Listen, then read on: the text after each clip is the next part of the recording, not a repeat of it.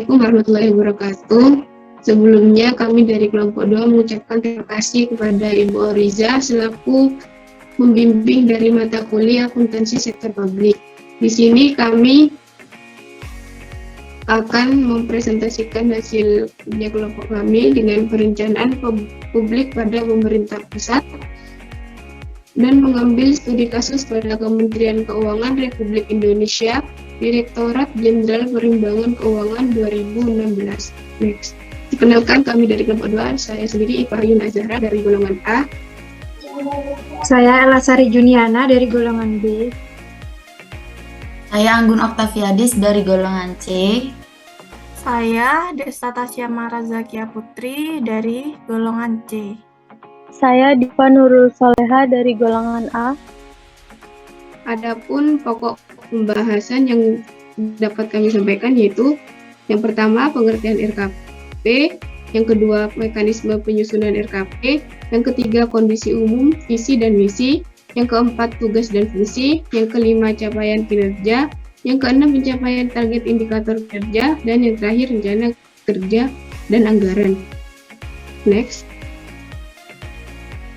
Untuk pemateri pertama, waktu dan tempat dipersilahkan.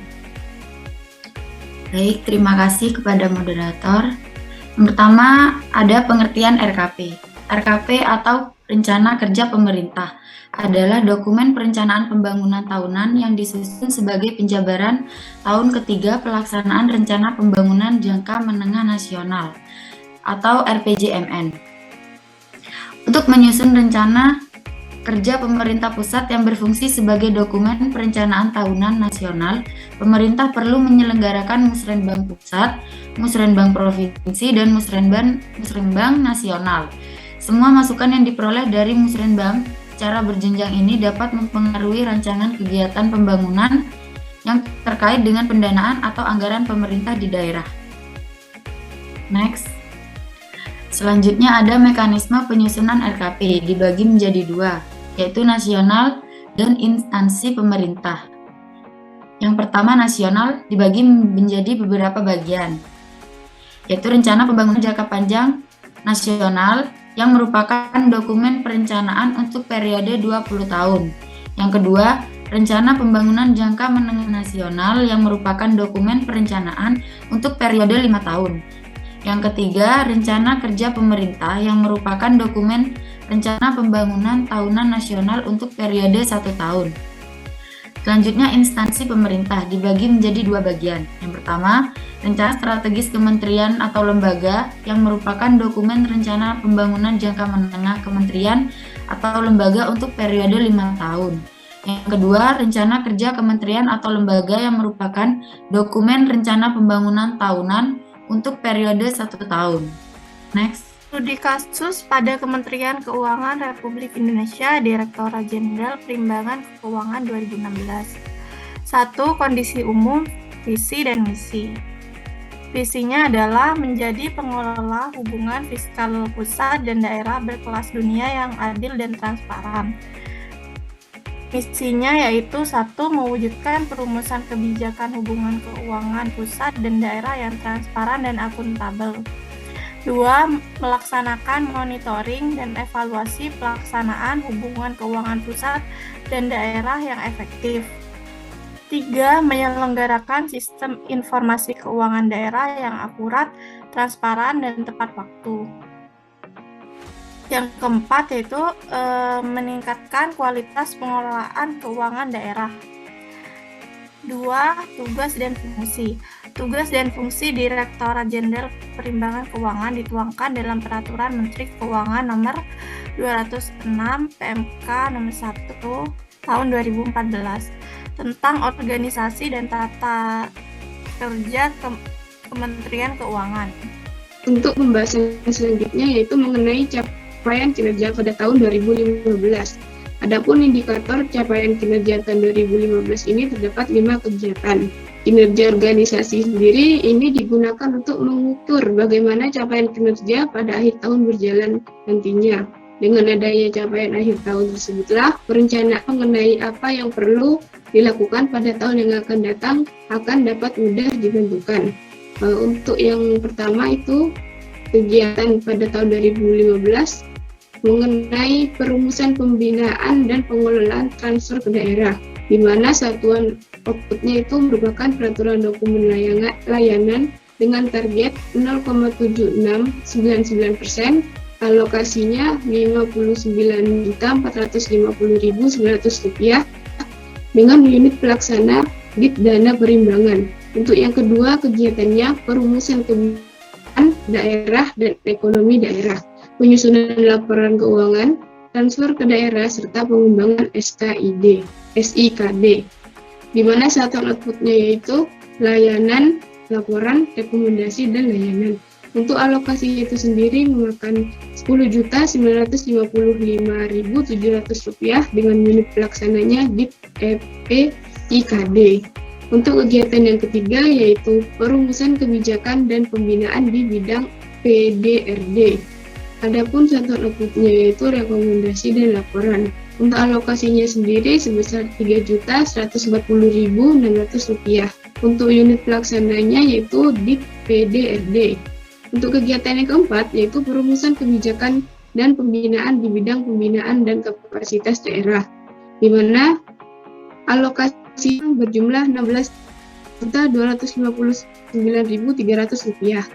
Untuk yang kelima, dukungan manajemen dan dukungan teknis lainnya Direktorat Jenderal Perimbangan Keuangan.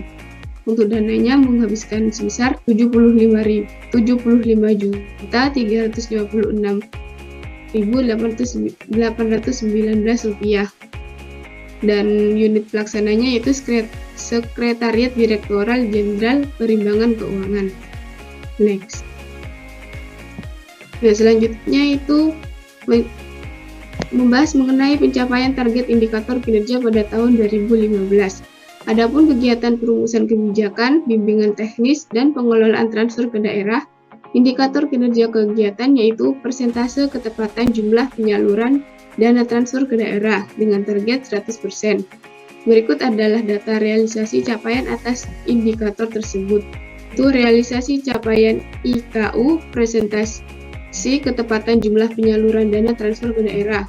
Yang pertama kegiatannya perumusan pembinaan dan pengelolaan transfer ke daerah dengan indikator persentase ketepatan jumlah transfer ke daerah, targetnya 99%.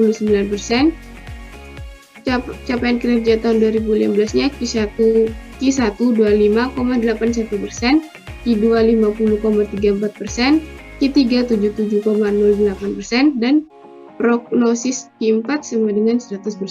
Next. Di sini saya akan melanjutkan presentasi. Yang kedua yaitu pencapaian target indikator kinerja tentang realisasi capaian IKU rekomendasi atas evaluasi di sini kegiatannya perumusan kebijakan dan pembinaan di bidang pajak daerah dan retribusi daerah. Indikatornya presentase rekomendasi atas evaluasi Raperda PDRD, target 96%. Capaian kinerja tahun 2015 Q1 127%, Q2 124%, Q3 122,5%, prognosis Q4 sebesar 120%. Next. Yang ketiga, realisasi capaian IKU presentase kelulusan peserta TOT pengelolaan keuangan daerah bersertifikat. Kegiatan perumusan kebijakan dan pembinaan di bidang pembinaan dan kapasitas daerah. Indikator presentase kelulusan peserta TOT pengelolaan keuangan daerah yang bersertifikat. Target 95%. Capaian kinerja tahun 2015 Q1 GADA, Q2 99%, Q3 96%, prognosis Q4 sebesar 95%. Next, untuk yang keempat, realisasi capaian IKU presentasi pembangunan sistem informasi keuangan daerah atau SIKD yang terintegrasi. Untuk kegiatannya, perumusan kebijakan pemantauan dan evaluasi di bidang pendanaan daerah dan ekonomi daerah serta pengembangan SIKD. Indikatornya yaitu presentase pembangunan sistem informasi keuangan daerah SIKD yang terintegrasi. Targetnya untuk capaian kinerja tahun 2015 Q1 sebesar 50%, Q2 sebesar 65%, Q3 sebesar 75%, dan prognosis Q4 sebesar 100%. Selanjutnya, pencapaian target indikator kinerja tentang realisasi capaian IKU presentasi pejabat yang memenuhi standar kompetensi jabatan. Di kegiatan dukungan manajemen dan dukungan teknis lainnya, Direktorat Jenderal Perimbangan Keuangan. Indikatornya persentase pejabat yang memenuhi standar kompetensi jabatan dengan target 95%. Dan capaian kinerja tahun 2015 di 96,88%, Q3 96,88%, dan prognosis Q4 sebesar 95%. Next. Pencapaian target indikator kinerja. Realisasi penyerapan anggaran sampai dengan 30 September 2015. Jenis belanja pegawai pagunya adalah Rp29.226.711.000. Realisasinya yaitu Rp20.161.662 sebesar 68,82%. Yang kedua yaitu belanja barang pagunya ya sebesar Rp109.249.206.000. Realisasinya sebesar Rp44.453.927.549 dan persennya itu 37,80%. Belanja barang dan modal pagunya sebesar Rp16.987.402.000. Realisasinya yaitu Rp1.193.822.670 dan 7,15%. Total belanja pagunya sebesar Rp165.163.319.000. Realisasinya yaitu Rp65.753.911.881 sebesar 40,19%. Baik, selanjutnya di sini saya akan menjelaskan rencana kerja dan anggaran. Alokasi anggaran Direktorat Jenderal Perimbangan Keuangan tahun 2016 adalah Rp134.641.166.000. Dengan alokasi anggaran tersebut, Direktorat Jenderal Perimbangan Keuangan akan melaksanakan kegiatan sesuai dengan tugas dan fungsi yang terinci ke dalam output dan sub-output. Alokasi anggaran tahun 2016 beserta jumlah volume output untuk masing-masing unit Direktorat Jenderal Perimbangan Keuangan adalah sebagai berikut. Di sini ada 5 kegiatan. Yang pertama, kegiatan perumusan kebijakan pembinaan dan pengelolaan transfer ke daerah dan dana desa dengan unit kerja Direktorat Dana Perimbangan dan alokasi anggarannya Rp48.791.732.000.